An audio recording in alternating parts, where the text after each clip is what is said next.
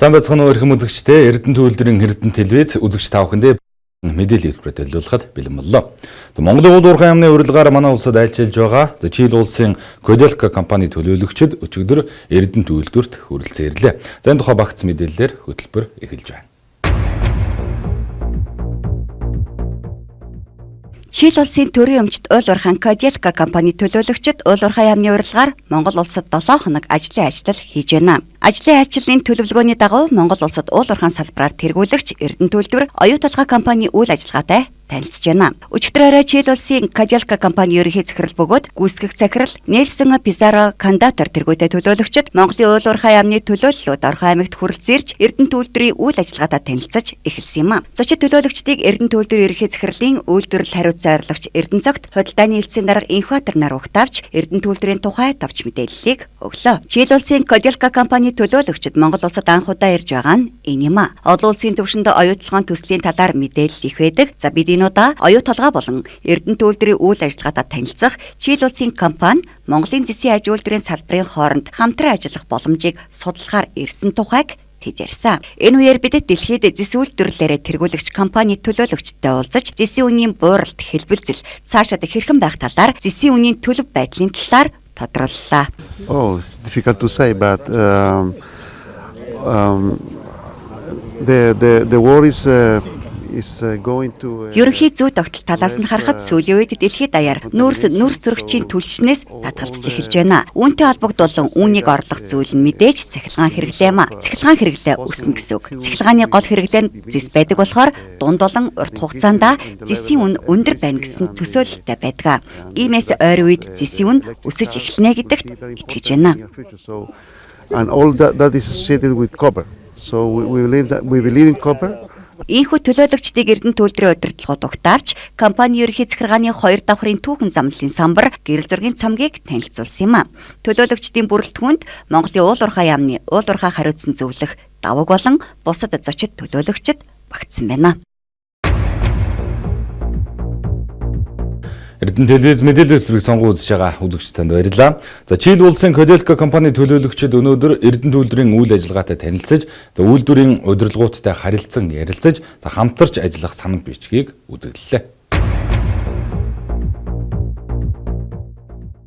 Эрдэнэ төвлөрийн ерөнхий захирал Бадам Сүрэн албаны зарим хүмүүсийн хамт Коделка компани ерөнхийлөгч Нельсон Пизаро Кандатор тэргүүтэй төлөөлөгчдийг хүлэавч албан уулзалт хийсэн юм а. Уулзалтын үеэр тэрээр Монгол орны онцлогийг товчхон танилцуулж Коделка компани Эрдэнэ төвлөрийн хамтын ажиллагаанд сэтгэл өндөр байгаагаа илэрхийллээ. Мөн энэ үеэр Эрдэнэ төвлөрийн товч видео танилцуулгыг зочдод сонирхоллоо. Коделка компани ерөнхийлөгч уулзалтын төгсгөлд халуун дотн хүлээж авсан Эрдэнэ төвлөрийн удирдлага хамт олонд талархснаа илэрхийлэхийн зэрэгцээ өөр өөрийн улсын эдийн засагт гол үүрэг гүйцэтгэдэг зэс үйлдвэрлэлийн компаниуд хамтран ажиллах болсонд баяртай байгаагаа онцлсан. За дараа нь зочид төлөөлөгчид Эрдэнэ төвлөрийн хөдөлмөрийн аюулгүй байдал эрүүл авахын зааварчилгаа авч ил уурхай баяжуулах фабрикийн өөрөөр нутглах хэсгийн өргөтгөлийн үйл ажиллагаатай танилцлаа.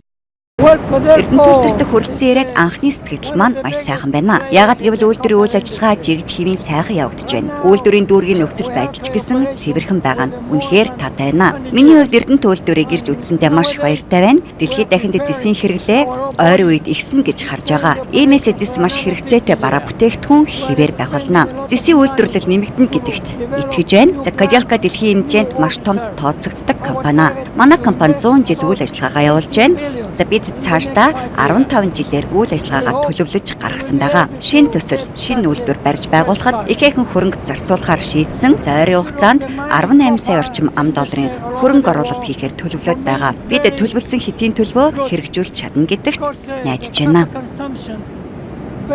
Эрдэнэ төвлөрийн баяжуулах фабрикийн өөрөө нутглах хэсгээс эхлэн бутлан тээвэрлэх хэсэг, нунтаглан баяжуулах хэсэг, цаашлаад эцсийн бүтээгдэхүүн гаргах хүртэлх үйлдвэрлэлийн шат дамжлагын явцыг төлөөлөгчдөд үзэж танилцууллаа. Мөн засвар механикийн заводаар орж үйлдвэрлэлийн явцаас газар дээр нь үзэж танилцууллаа.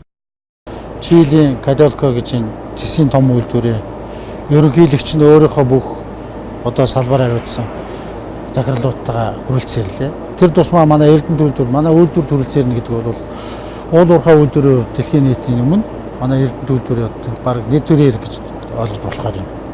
Учир нь дэлхийн нийт зэс үйлдвэрлэлийн 10 гаруй хувь энэ үйлдвэр дангаараа үйлдвэрлэдэг. молибдын үйлдвэрлэлийн 10 гаруй дагаар үүдүүд ийм том үйлдвэр ажиллаж байна. Тэгээ бид бол энэ үйлдвэрийн президентийг бол цаашд одоо хамтран ажиллах санамж жижиг одоо байгуулах зорилготой санамж жижигийн хүрээнд бид мэдээлэл солилцох, хиндэн сайн бай сайн маа хуваалцах, хоёр талын мэргэжилтүүдийг харилцан биендээ одоо туршлага зүйлүүд мэдээлцэх. Өөрөөр өнөөдөр манай тулгамдсан асуудал уул уурхай менежмент юу дутагдaltaй байна? Уул уурхай менежмент хөгжсөн 100 хэдэн жилээр хөгжсөн энэ орны туршлагаас яаж суралцах вэ? Энэ чиглэлээр л бид хамтран ажиллах. Дэлхийд дахинд зэсийн үйлдвэрлэлээр тэргүүлдэг Кадилка компани төлөөлөгчид Эрдэнэт үйлдвэрт хүрэлцэн ирсэнд талархаж байгаагаа Эрдэнэт үйлдвэрийн ерөнхий захирал хэллээ. Түүнчлэн Монгол улсын экспортын 90 гаруй хувийг уул уурхайн салбар гаргадаг тухай мэдээллийг дэлхийд тэргүүлэгч зэсийн компани болох 100 гаруй жилийн түүхтэй Кадилка компани төлөөлөгчдөд хүргэлээ. 100 жилийн түүхтэй энэ компанитай бид хамтарч ажиллах харилцан ойлголцлын санамж бичигт гарын үсэг зурлаа. Тэгээд бид энэ санамж бичгийнхээ хүрээнд цаашид хамтын ажиллагаагаа хөгжүүлэх тал дээр манай хоёр компани санал нэгтэй байна.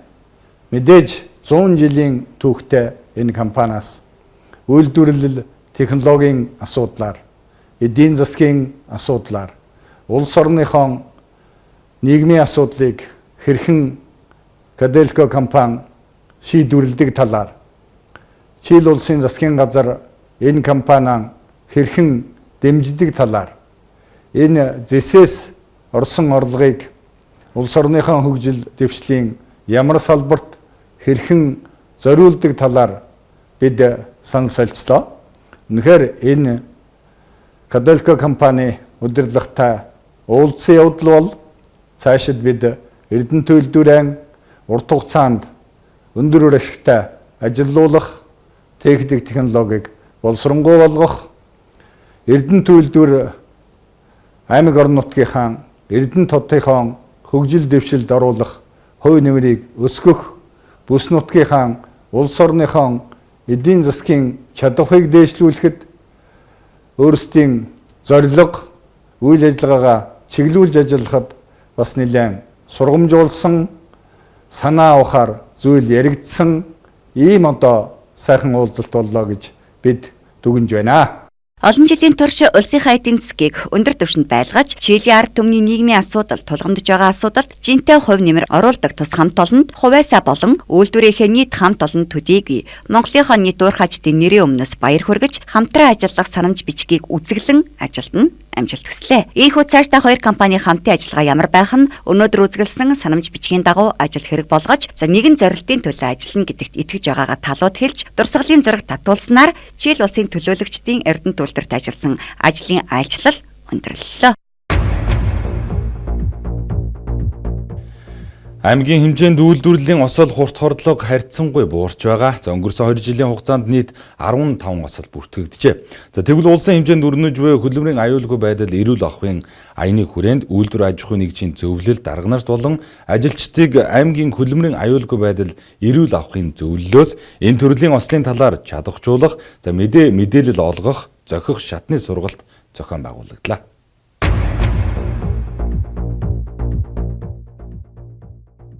Улсын хэмжээнд хөдөлмөрийн аюулгүй байдал эрүүл ахуйн сарын аян зохион байгуулагдаж байна. Тус аян нь хөдөлмөрийн аюулгүй байдал эрүүл ахуйн дүрм журмыг ажлын байранд мөрдөгцгөө урайтаагаар аж ахуйн нэгж алтан байгууллагуудад өрнөж байна. Орхон аймгийн хувьд хөдөлмөрийн аюулгүй байдал эрүүл ахуйн зөвлөлөөс бусад холбогдох байгууллагуудтай хамтран сарын аяныг өргөн цар хүрээтэй зохион байгуулж хөдөлмөрийн аюулгүй байдал эрүүл ахуйн хууль тогтоомж эрх зүйн зохицуулалт сургалтыг зохион байгуулж байна. Сургалтанд Жаргаланд Баян өндөр сумын хөдөлмөрийн аюулгүй байдал эрүүл ахуйн зөвлөл, үйлдвэрлэлийн осол хурц хордлогын сулан бүртгэх комиссийн удирдах албан тушаалтнууд хамрагдаж энэ чиглэлийн мэдлэг мэдээллийг олж авлаа. За харин үйлдвэрлэлийн осол хурц хордлогыг судлан бүртгэх комисс нь бол засаг даргын захирамжаар бас хөдөлмөрийн гэрээнээс бусад төрлийн гэрээгээр ажиллаж байгаа иргэд, хуваарь хөдөлмөр эрхлэгч иргэд, хоршоо нөхрөлийн гишүүд тэдгээрийн одоо ажлын байран дээр гарсан үйлдвэрлэлийн осол хурц хордлогыг судлан бүртгэх зорилготой ажиллах ёстой байдаг. Тэгэхээр энэ одоо аймгийн хэмжээний, сумын хэмжээний үйлдвэрлэлийн осол хурц хордлого судлан бүртгэх комиссийн дарга гишүүдийн ойлголт мэдлэгийг дээшлүүлэх, тэднийг чадваржуулах асуудал нь бол чухал. асуудлын нэг болж байгаа. Орхон аймгийн хувьд үйлдвэрлэлийн хурц хордлого үйлдвэрлэлийн осол харьцангуй буурсан ба өнгөрсөн 2 жилийн хугацаанд 15 осол гарсан байна. Улсын хэмжээнд сүүлийн үед гарч байгаа үйлдвэрлэлийн осол хурц хордлогын зөнхлөх хувийг уулуурхай эрчим хүч тээврээс гадна эрүүл мэндийн салбарт нэлээд олон хувийг эзэлж байна. Эдгээрийн ихэнх нь болгоомжгүйгээс болж унаж бэртэх, халтрах тохиолдлын ослууд байгаа учраас цумдын комиссийг чадваржуулах зорилтыг тавин ажиллаж байна. Харин хөдөлмөрийн аюулгүй байдал эрүүл ахуйн аймгийн зөвлөлөөс аж ахуйн нэгж тэнд ажиллаж байгаа удирдах шатны болон ажилчид зөвлөл комиссуудыг чадваржуулснаар үндэсний шалгуур үзүүлэлтүүдийг ханган ажиллаж хөдөлмөрийн аюулгүй байдал эрүүл ахуйн талаар жишиг аймаг болох боломж бүрдэнэ гэж үзэж байна.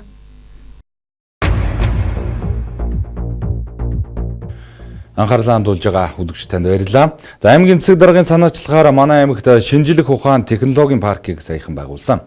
За тус паркийн эрдэмтэд гадаадын шинжлэх ухаан технологийн паркийн хөгжлийн замналыг судалж туршлага хуваалцаж байна.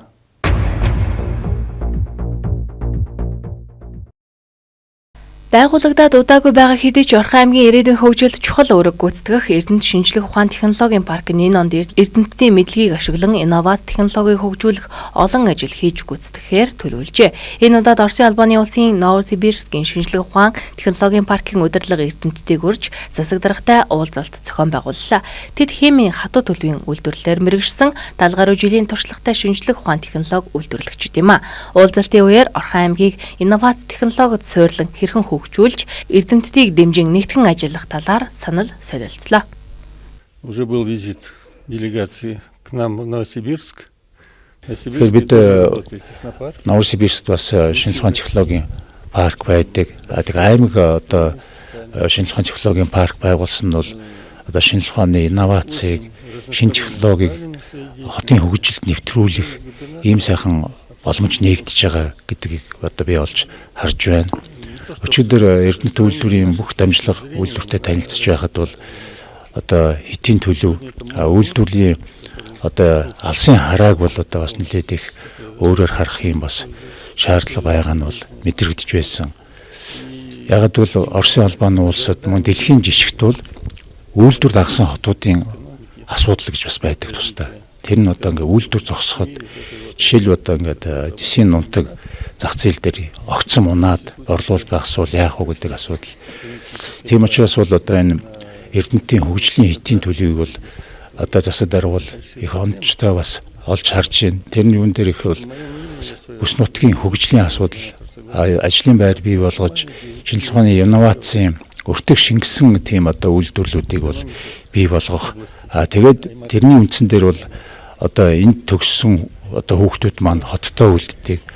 Тэрний хиттэй бол Эрдэнэт маань бол шинжлэх ухаан соёлын нэгэн бас өвөрмөц төв болж тэгээд өөрснөө хөрөнгө оруулалтыг татдаг, иргэн суурьшлыг татдаг ийм одоо төв болох болцоотой гэдэг нь бол харагдаж байна. За манай Эрдэнэт хотод бол одоо боловсруулах үйлдвэр байна, янз бүрийн одоо түүхийн эд байна, хаягдл байна, олон хот байгуулалтын асуудлууд байна, барилгын материал, дэд үтсийн асуудлыг шийдвэрлээг байна. За гэр орол гэдэг олон асуудал байна. За энэ болгон дээр ямар нэгэн шинэ материалыг бидэнд байгаа түүхийн эдээр хийгээд тэрийг хямд өртгөөр одоо ард иргэдийнхаа иргэнийхээ амьдрах орчныг сайжруулах, нэмэн өртөг шингэх, эдийн засаг хөгжүүлэх ийм ач холбогдолтой юм а гэж энэ хүмүүсийг сонгосон. За өнөөдөр бол энэ хүмүүс дэлхийд дахинд олон технологиудыг гаргацсан. Тэр дундаа хятадууд бол одоо энэ байгууллагатай маш их хамтардаг тийм уламжлалтай. Хятадууд одоо жилд 5-6 докторуудыг судлаачдыг энэ байгууллагатай бэлдээд тэр хүмүүсийнхаа хийсэн бүтээлээрээ эргээд барилгын материалын болон одоо олон төрлийн боловсруулах үйлдвэрүүдийг бол ажилуулад байна. За яг энэ байдлыг хараад бид бүхэн ч гэсэн одоо энэ хүмүүсийг түшээд энэ хүмүүсийн гаргасан шинжлэх ухааны баазтай энэ хүмүүстэй хамтын ажиллагааныхаа энэ хүрээнд одоо олон чухал зүйлийг хийнэ, бүтээнэ гэсэн ийм зорилготойгоор л ажиллаж байна. Аймгийн иргэдийн төлөөлөгчдийн хурлаас Эрдэнэт шинжлэх ухааны технологийн парк орон нутгийн өвчтөд аж ахуйн тооцоод үйлдвэрийн газрын төлөөлөн удирдах зөвлөлийг 11 хүний бүрэлдэхүүнтэй байгуулсан. Тус парк нь орон нутагтаа шинжлэх ухаан инновац үйлдвэрлэлийг хөгжүүлэх буюу тэдгээрийн цогцлбор сүлжээг бий болгох зорилготой. Мөн төр захиргааны байгууллагуудын бодлого шийдвэрт шаардлагатай бүхий л чиглэлийн судалгааг дээрх байгууллага гаргах юм. Эрдэнэт шинжлэх ухааны технологийн паркийн ойрын зорилгод Орхон аймагт шинэ технологи нутагшуулж, шинээр бүтээж инновацийг төлөв төлөвшүүлж ажлын байр бий болгохоос гадна үйлдвэрлэл үйлчилгээний цогцлбор байгуулах асуудал туссан байна. Ингэхдээ шинжлэх ухааны үндслэлтэй судалгаанд тулгуурлаж эцсийн бүтээгдэхүүнийг сайжруулахын тулд тасралтгүй судалгаа хийх юм, мөн барилгын материал үйлдвэрлэлийн тоног төхөөрөмж, металл судалгаа зэрэг чиглэлээр инновацийг төлөвшүүлэх ажил багтжээ. Түүнчлэн ирээдүйд мэдээллийн технологи, электроник болон биотехнологийн чиглэлд анхааран ажиллахаар эрдэмтдийн мэдлэгийг нэгтгэж байна. Мэдээ үргэлжилж байна. За, аймгийн статистикийн хэлтсээс эдийн засаг нийгмийн хөгжлийн 2017 оны эхний 3 сарын дүн мэдээг хэвлэл мэдээллийнхэнд танилцууллаа.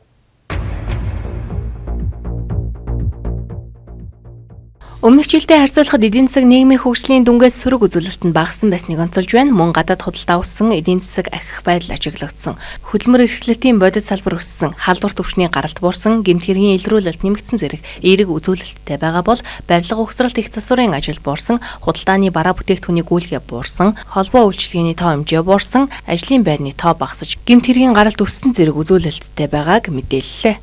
Эдийн засгийн хувьд бол ерөнхий дүр зураг нь бол ахих нэг байдал байна уу гэсэн бас нэг тийм зураг харагдаж байгаа. Энэ дотор аваад үзэх юм бол одоо төсвийн орлого нэмэгдсэн байгаа. Гадаад худалдааны эргэлт өссөн байгаа. Энэ бол одоо үнэ ажилгүй хөдөлмөр эрхлэлтийн байдлыг оруулаад энэ бол ер нь улс орон нутгийн макро эдийн засгийн үзүүлэлтийг харуулдаг энэ үзүүлэлтүүд байгаа. За, дээр нь бодит салбарын үзүүлэлтүүд байна. За, энд болохоор манай тэргүүлэх салбар, аж үйлдвэрийн салбарын үйлдвэрлэлт өссөн байгаа. 21 тэрбум 276 сая 100 мянган төгрөгийн орлогыг орон нутгийн төсөвт хөвлөрүүлсэн бөгөөд төлөвлөгөөний биелэлт 113.1% байгаа юм а. Мөн хүнсний бараа бүтээгдэхүүний статистик үзүүлэлт, хөдөө аж ахуйн статистик үзүүлэлтүүдийг тус хэлтсийн мэргэжилтнүүд танилцууллаа. Хэрэглээний үн тарифын судалгааг хэрэглээний сагсдах 213 нэр төрлийн барааны үйлчилгээнд хийсэн байна. Хүнсний бараа бүтээгдэхүүний бүлгийн үнийн индексийн өсөлтөнд 1 кг махны үн 200-аас 1100 төгрөгөөр, манжин байцаа 200-аас 500 төгрөгөөр, өндөг 20 төгрөгөөр байгаа нь нөлөөлжээ. Харин бүс бараа бүлгийн индексийн бууралтанд торог 700 төгрөгөөр, эрэгтэй хүний хавар намрын хүрэм 3000 төгрөгөөр буурсан нь нөлөөлсөн гэдгийг статистикийн хэлтсийн мэргэжилтнүүд хэлж байна. Одоо үзэгч та бүхэн өдрийн зочны ярилцлагад анхаарлаа хандуулна уу? Зочинтой сэтгүүлч Бямбмаа ярилцсана.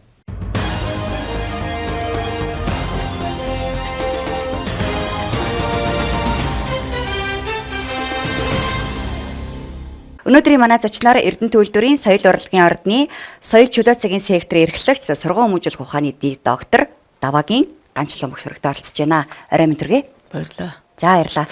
Энэ жил Монгол улсад уул уурхайн салбар өгсөний 95 жилээ, за мөн үйлдвэрчний эвлэлийн 100 жилээ тохиож байгаа. Олон айн баярууд Эрдэнэт үйлдвэрийн бас 40 жилийн аймаг удахгүй болох гэж байгаа. Үүнтэй холбогдуулаад одоо ажилчны урлагийн их наадмыг үйлдвэрийнхээ нийт цех нэгжүүдэд зохион байгуулах гэж байгаа. Энэ асуудлаар бид хоёр ярилцахаар зочноо ирсэн байгаа. Тэгэхээр яг энэ ажил маань одоо өдөрдмжийнхаа дагуу мэдээж явагдаж байгаа. Өнөөдрийн байдлаар бэлтгэл ажил хэрхэн явагдаж байна? Энэ талаар та мэдээлэл өгөөч.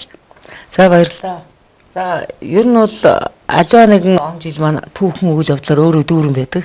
Тэгээ өөрөө түүхийнхээ хуудсыг ингээд одоо тий ингээд хөврүүлээд явдаг. Тэгэхээр энэ он бол маш чухал үйл ажиллагаануудаар дүүрэн он жил байгаа.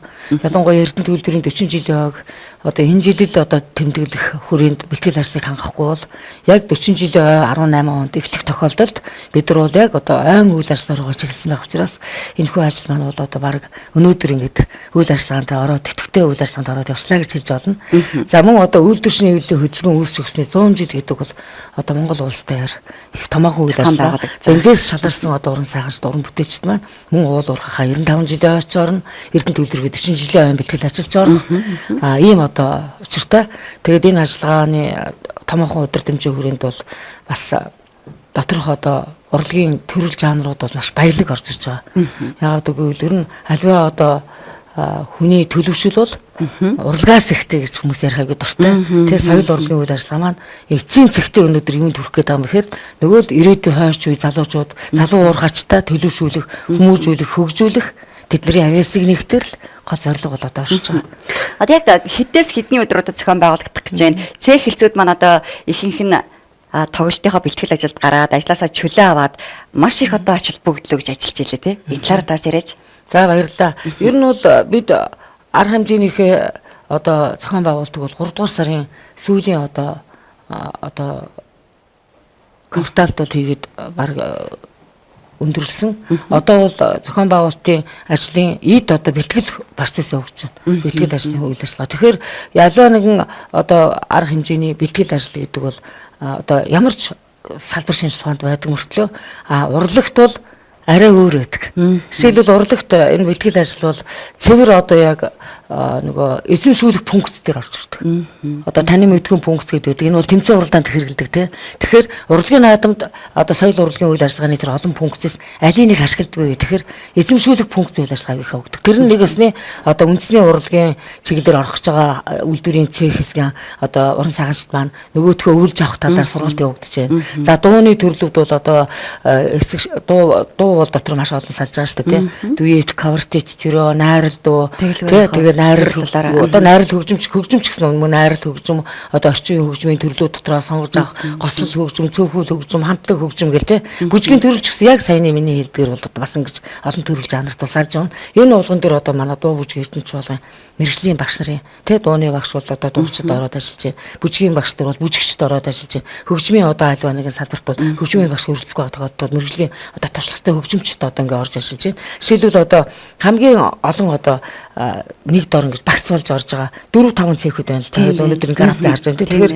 жишээлбэл Тэвэр логистикийн одоо алба гэдэг маань өнөөдөр шинэ нэрээрээ бол төмөр зам, материал техник хангамжийн бааз, техникийн их сургууль, соёлын одоо биеийн тамир спортын ордон, төслийн менежментийн хэдс гал ундрах ханг гэдэг энэ 6 цэх өнөөдөр нэгдэж 4-р сарын 20-нд 19 цагаас одоо тоглохоор орж иж байгаа. За энэ гэхэд мэрэгжлийн багш нар бол бас тий соёлын ордон арга зүйчнээс бол тэгшиг жаргал арга зүйч яг энийг удирдах. Дуу ангаас Ариун Эрдэнэ Мөнх 2 гэдэг хоёр одоо гослтуучин. За бүжгээс бол Ням 5 гэдэг бүжигчин. За хөгжмийн багшаар бол адил биш. Хөтлөгчөөр бол яг энэ одоо хамтарсан баг дээр магсарж уу. Техникч шүүм дээр бол Бямбдадаа гэсэн техникч ажиллана гэдэг. Ингээд манай дотроо ажиллаа бүр ингээд тодтоод авцсан байгаа. Тэгэхээр энэ бол яг цэвэр одоо уран бүтээлийн баг. Манай уран сайхны зөвлөл Хачин соёлын ордон чөлөө цагийн сектор маань бол яг энэ үйл ажиллагааны зохион байгуулалтын дээр бас яг уран бүтээлийн баг болж бүгд ажиллаж байгаа. Өмнөх наадмуудаас бол бас арай зохион байгуулалт нарийн өргөмөцөө өгч байгаа гэж хэлж байна.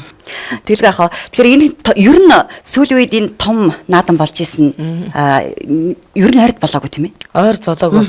За өмнөх наадмуудаас бас би дурсах хүсэж байна. Та бас их гоё одоо хүмүүс сонирхолтой асуулт тавьж байна.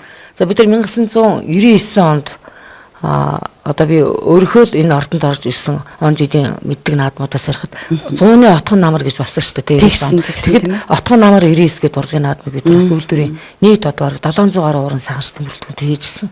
За энэ наадмууд бол бас ардын урлагийн язгуур урлагийн төрөл жанр баг орчин үеийн одоо репортороор уран сангаар бол баялаг орж ирчихсэн. Энэний дараа болохоор мандаа үйлдвэр 2001 гэдэг тэгж бас нэг хон байгуулж ирсэн тийм ээ. Тэрэн дээр чинь бүр соёл урлагийн Боловсрол соёл шинж ухааны яам гэдэг одоогийн яамнаас мэрэгчнүүд ирж манай одоо уран сайханчдад лартай ясны цал тэмдгийг бол өгч одоо хөлбөрийн баатар байсан чигмэцэр маань хүртэл тэнд тайсан тэр ингээд тууз үүссэн. Хамгийн шилдэг уран сайханч болж байгаа одоо тэр одоо юуны түүх болж үлдсэн. За энэний дараа нөгөө Эрдэнэсийн эзэдийн 2003 гэдэг соёл урлагийн том фестивал болж нөгөө үйлдвэрийн маш олон одоо тэргүүний хүмүүсийг алдаршуулж тайзнаа. Тэгээд урлагийн том наадам болж бас дуу хөгжим хуур бүжиг бүх юмар орсон. Энд бол баг 1100 уран сайханч дарлсан байдаг. За энэний дараа болохоор нөгөө 2006 онд Онон байлж домх түүхөө гэдэг том фестивал маш том Монгол улсын 800 жилээр энэ бол соёл урлагийн бүр яг цогцын цогц зарга хэмжээ явж ирсэн. За энэ бол үнэхээр гайхамшигтай үзэсгэлэн ур дүйтэй ерөөсөө тэрэнд одоо угсаатан зүй асуудал нь одоо түүхийн чиглэлийн дуу хуур баримтат кинонууд энэ ерөөсөө бүр цэвэр одоо баг тий мэрэгжлийн соёлын ордонд төвшөнд орж ирсэн ажил байдаг. За дараа нь болохоор манай дуу бүжиг эрдэнэч болгын уран бүтээлчдээс миний үйлдвэр 30 миний үйлдвэр 35 жилийнхаа зарлагын наадмууд явуулж хапка дээр нийлдмэлтэй хийж тий өнөөдөр бас өргөн тэмдэглэжсэн. Гэх мэтээр урлагийн наадмууд маань ерөөсөө 5-аас 3 жил 2 жилийн давтамжтайгаар явсаар байгаад өнөөдөр хүрсэн. Тэгээ одоо энэ их олон наадмыг явуулсны үр дүнд бол манай ургачин соёлын ордон бол одоо бусад уул орхон соёлын орднуудын дэргэд бол одоо урлаг уран сайхны ажил буюу ялангуяа урлагийн наадмыг зохион байгуулах том технологи гаргаж авсан. Тийм энэ технологи. Энэ бас маш том олзор хурцтай зүйл болсон юм байна. Энэ бол яг аргагүй одоо нөгөө дэлхийн нийтээр бол аливаа онолыг яаж гарч ирсэн бэ гэж сонирхдаг байхгүй. Тэгэд онол маань өөрөө практикийн хамгийн өндөр хөгжлийн үсэртэд нэг онол гарч ирдэг гэд. Тэгэхээр манай Уур хачин соёлын ордны жил болгон явагдаад ирсэн энэ сайхан урлагийн наадмын хүчээр маш олон мянган уран сайханчид өнөөдөр мэргэжлийн төвшин хүртэл хөгжиж чадсны хажуугаар энэ урлагийн наадмыг зохион байгуулах технологиг гаргаж авснараа бол одоо бидний өнөөдрийн наадам тий битгэд хангаж байгаа нэг авшиг байгаа гэж. Тэглэг ахаа. Манай Эрдэнэ төлбөрөд 40 жил болох гэж байна. Тэгэхээр нэгэн үе бас халагдсан гэж бүгдээрээ ярьдаг шүү дээ. Тэгэхээр ер нь соёл урлагт оролцож байгаа насны одоо байдал ямар байна? Маш тэнцүү орж иж байна. Бас их сонио. Яагаад гэвэл миний үйлдвэр 40 жил гэдэг нэрэлсэн учраас мэдээж 40 жилийн түүхэнд бүхэл урлагийн авьяастангууд маань өнөөдөр манай үйлдвэрээс зарим нь одоо өндөр насныхаа дөнгөж харж байна. Гарах га зарим уран сайханчд байж. Зарим нь дөнгөж залуу үеэ бэлдэж байна тий. Зарим нь болохоор одоо шинэ уран бүтээлч наав ээжийнхээ хадаг авсан. Одоо шүүжүүлэх фабрикийн одоо тэргүүн уран сайханч манай Солонгогийн охтууд тий бүгдээрээ ингээд дуулж байна, бүжгэлж байна, хуурдж байна. За одоо тогтогтой байгаа ах чинь ахаагийн тий захиргаа хайж байгаа цэхийн хүүн дуулаад хөгжмөдөд явж байна. Ингээл хүүхдүүд нь бүжгэлж байна.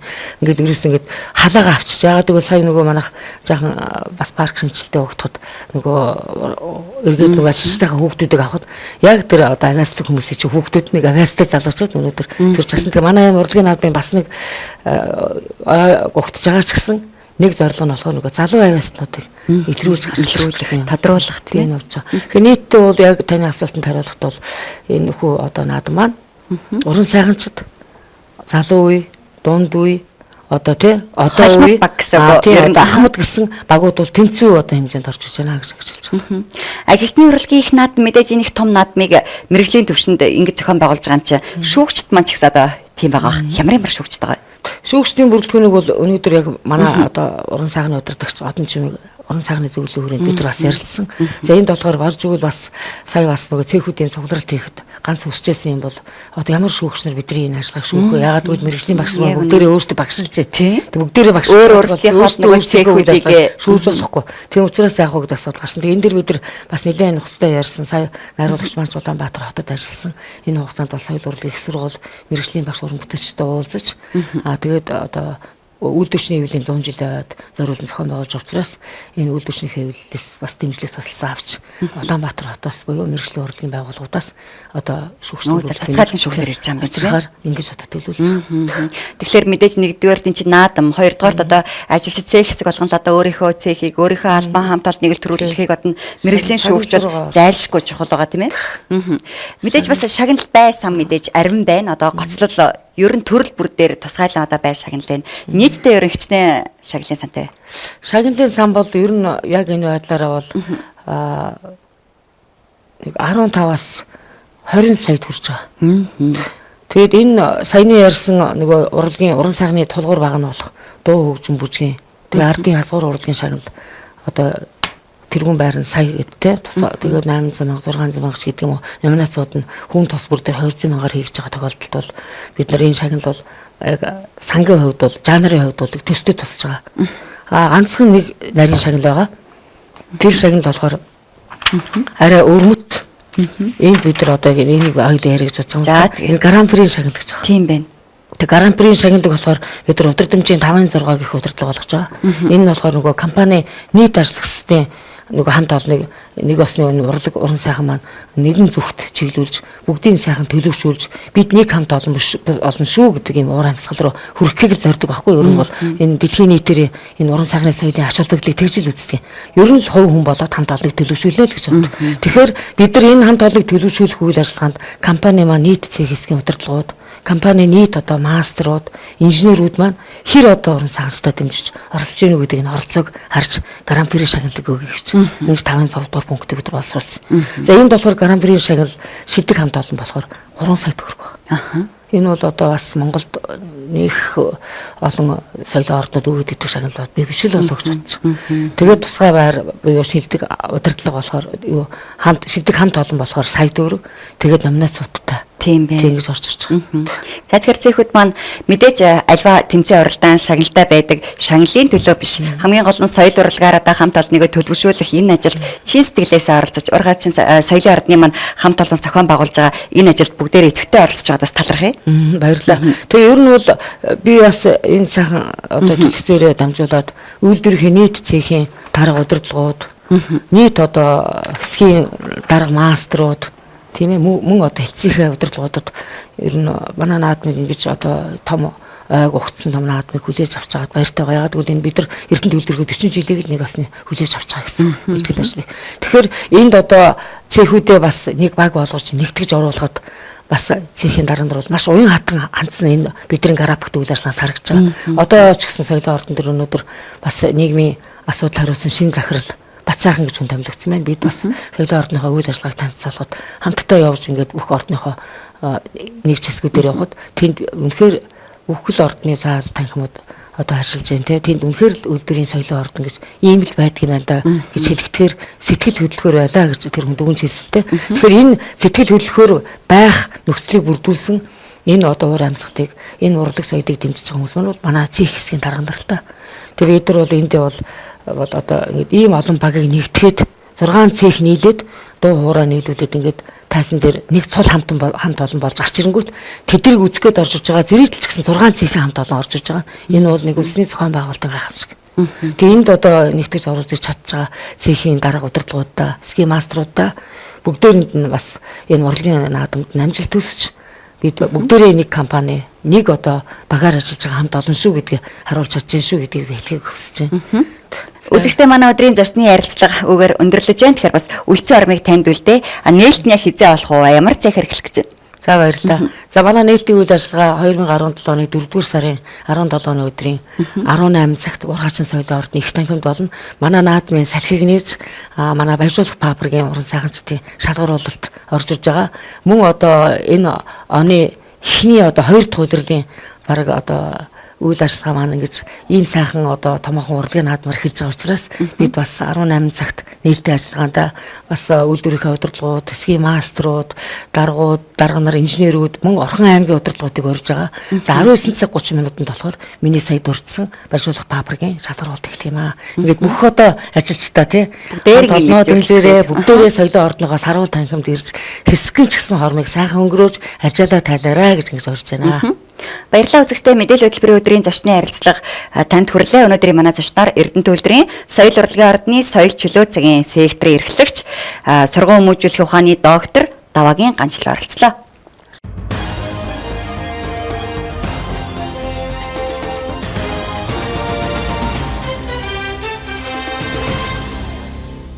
Улс орон болон дэлхийд дахинд өрнөсөн онцлог үйл явдлын мэдээллийг цахим хуудаснаас хамтдаа зөвцгөөё.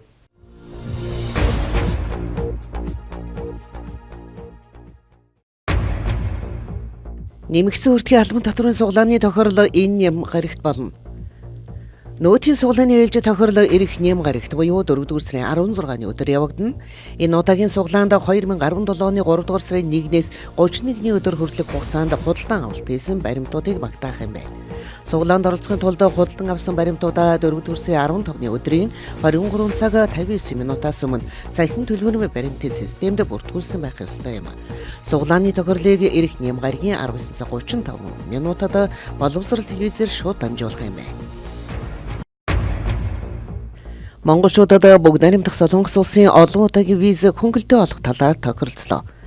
Гадаад харилцааны сайд мөнх хөргөлөө бүгд найрамдах Солонгос улсаас Монгол улсаас суугаа эжийн сайд уус сүнхтэй өчигдөр уулзаж хоёр улсын хоорондох харилцан визгүй зорчдог байсан иргэдэд олон улсын виз олох нөхцөлийг ярилцсан байна.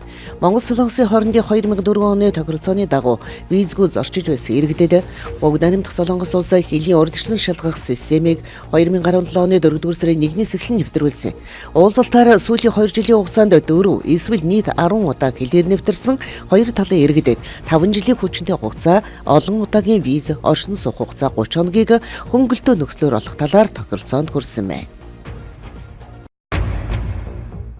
5 толгойн бэлтгэлийн баазад бөмбөг дэлбэрч 2 албан хаагч газар дээрээ амиа алдлаа. 5 толгойн бэлтгэлийн бааз буюу зэвсэг түвшний сургалтын нэгдсэн төвд өчигдөр гар бөмбөг дэлбэрч 8 хүн шархтан 2 албан хаагч газар дээрээ нас орсон байна. Энэ хэрэг бэлтгэлийн үеэр гарсан бөгөөд хэргийг цагдаагийн ерөнхий газар зэвсэг түвшний жанжаа штабаас томилсон баг шалгаж хэллээ. Шалгалтын багт онцгой байдлын ерөнхий газрын мэргэжилтнүүдийг хамруулаагүй. Шархсан албан хаагчдыг нийслэлтэйгээ цэргийн төв эмнэлэг рүү автомашинаар шуурх авчирсан байна. Эмнэлгийн гадаа цагдаа нар хамгаалтанд гарлаа. Осол 17:30 минутын үед гарсан байна. Батлан хамгаалахын сайд Батэрдэн яамны төрийн бичгийн дарга Батбэл зэвсэг түвшний жанжин штабын урлагч дарга бригадийн генерал Бадам Азарнаар цэргийн имлэг дэрж шаргацсан сэргүүдийн биеийн байдалтай танилцлаа. 5 толгойн бэлтгэлийн бааз буюу зэвсэг түвшний 311 дугаар ангид нийслэлээс 55 км-ийн зайд Төв аймгийн Алтан булаг суманд байрладаг. Осол төвөөс 10 орчим километрийн хол зайд гарсан бөгөөд төвлөгөөс сургалтын үеэр гарсан эсэх нь тодорхойгүй. Монголын хөл бөмбөгчид Азийн шилдэгүүтээ өрсөлдөнө. Тайландын нийслэл Бангкок хотод зохиогдох Азийн 20 хүртэлх насны залуучуудын аврах шалгаруулах тэмцээнд Монголын шигшээ баг оролцсон. Эх сарын 16-наас 26-ны хооронд болох тус тэмцээнд оролцох Монголын хөл бөмбөгчид бэлтгэл сургалтаа эрчимтэй хийж байна. Монголын 20 хүртэлх насны шигшээ баг тус тэмцээний D хэсэгт Арабын нэгдсэн Эмират, Хятад, Иран, Киргиз гэсэн хүчрхэг багуудтай онол таарсан. Манай шигшээ багийн өрсөлдөгч Арабын нэгдсэн Эмират Азийн чансаг тэргүүлдэг бол Хятад 5, Иран 8 дугаарт бичигдсэн юм байна. Түүнчлэн Иран улс потенциалын хөгжлөөрөө твдээ төдийгүй дэлхийд дээгүүр бичигддэг тул манай залуучуудад хүн даалгавар ногдож байгаа юм. Гэхдээ потенциалын лигийн дархан авраг унагнуудын дасгалжуулагч эрдэнэ учраас удирдуулсан залуучуудын шигшээ хойд хөршин багуудаа тоглож баггүй туршлага хоригдлуулсан юм.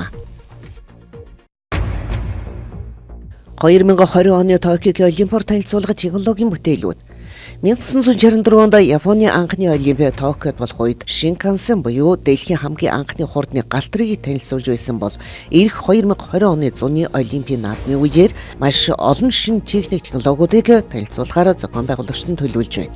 2020 оны Токиогийн Олимпиад 207 орны 12,000 руу тамирчид оролцох юм байна. Японы засгийн газар Олимпийн нийт зардлыг 13-аас 15 тэрбум Америк доллар болохоор тооцож байгаа тухай ярьж байна.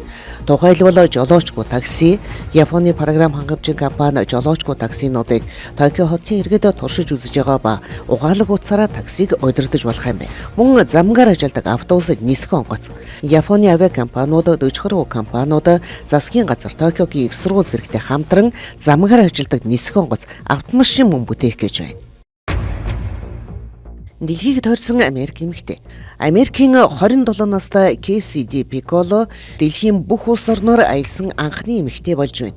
Тэрээр 18 сарын хугацаанд дэлхийн 196 улс оронд зочилж, очихдоо $200,000 зардал гаргаж. Тэрээр энэ бүх улс орноос өөрийн сэтгэл хамгийн их таалагдж үлдээд, устыг тэнд заавал очиж үзээрэй гэсэн 10 орныг нэрлэхдээ Монголыг 1-р нэрлсэн байна. 10 дугаарт Америкийн нэгдсэн улс. Шинэ Английн намтар үнэхэр үзүүштэй уйлар. Коста Рика, Сармагчин, Шинэхэн жимс, гайхалтай хөгжим, сүрлэг галтуус, хилхчин малга. Перу, Амазоны бороотой ой, Инкутын хотын үзэгдэл, долоодо Тунис, энэ бол Умард Африкийг жинхнэр нь мэдэрч болно. Эртний уран барилгын дурсгалууд нь гайхамшигтай гэсэн байна. Мөн 6 дугаарт Оман, улс элсэн цэлийн хоорондох энэ амьдрал жинхэнэ эрүүл орчин л гэсэн үг. Тавда Пакистан, Азийн соёлыг эндээс жинхнээр нь үсэж болно. Дээр нь гайхамшигтай хол. Вануата хамгийн зочломтой элгэмсэг хүмүүстэй энд учирч болох юм байна. 3 дугаарт Мальдив, хамгийн цэнгэг ус, цав цагаан эс, хамгийн сайхан эрэг энд бий. 2 дугаарт Бутан, барын үүр сүмд очиход л яг л Аватар кино шиг байдаг шүү. Нарийн зөргөөр явж явахад мөргөлийн дарцгууд эн тэндгүү хийсээд улсын оргил ууруудын дээрх гүүрээр явах гэдэл ер нь эргэл мөргөлийн орон. 1-р Монгол онгон зэрлэг байгаль зэрлэг адуу үсгээр л ирсэн юм шиг санагдсан. Миний очиж үзсэн газруудаас хамгийн гайхамшигтай, хамгийн амгалан тайван газар бол Монгол л байсан гэж хариулсан байна.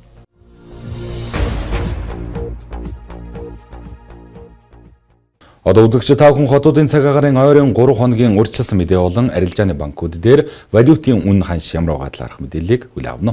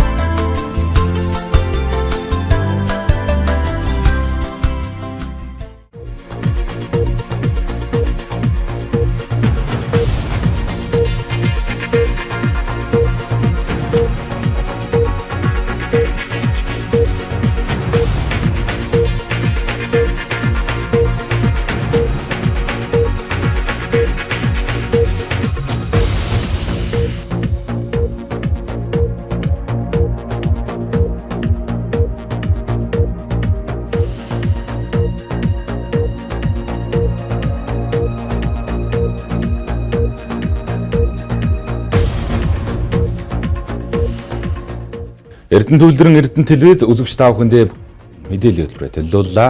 Анхааран үзсэн үзэгч та бүхэндээ баярлалаа. Та бүхний маргаашийн ажил үйлсэд амжилт хүсье. Баярлалаа.